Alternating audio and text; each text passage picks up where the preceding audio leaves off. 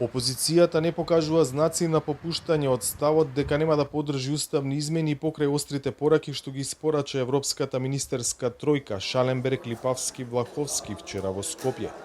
Средбата со шефовите на австриската, чешката и словачката дипломатија на која присуствуваше партиското раководство и целата пратеничка група, Христијан Мицкоски ја нарече аргументирана дебата на која биле пренесени познатите позиции на ВМРО-ДПМН.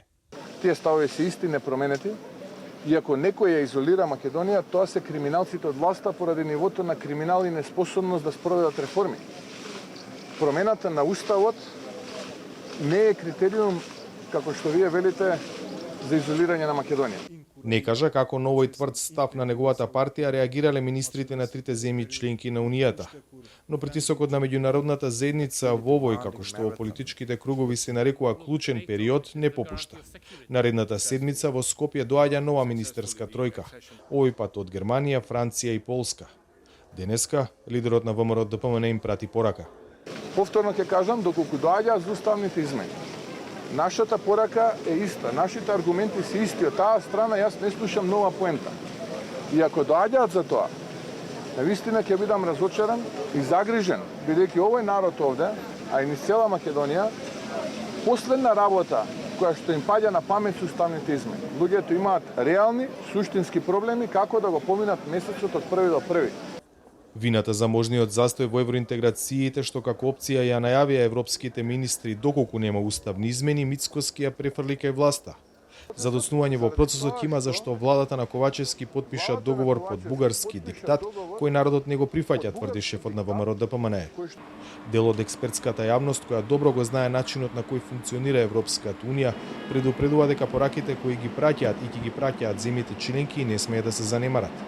Андреја Стојковски од Преспа институтот стравува дека е реално сценариото за своевидна изолација на земјата од евроинтеграцијските процеси ако во собранието не поминат уставните амандмани.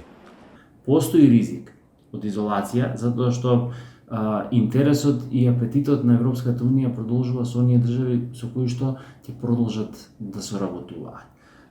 Постои ризик од натамошна дестабилизација, затоа што државава секако е најранлива од сите кои што постојат и од сите членки на НАТО, најподложна на дезинформации со низок степен на медиумска писменост, најподложна на дестабилизација заради моментот на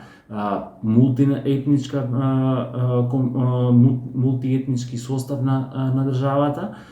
Сето тоа не става во ризични држави и, ако сакате така да го третираме, не принудува да размислуваме во насока на тамошно пристапување во Европската унија и прилагодување на она што ни се наметнува како очекување или кое што сме го прифатиле со преговарачката рамка. Владата најави дека во наредните денови на седница ќе ги разгледа предлог измените на уставот и дека тие и покрај јасното противење на опозицијата до крајот на месецот ќе влезат во собраниска процедура. За Гласот на Америка од Скопје, Владимир Мирчевски.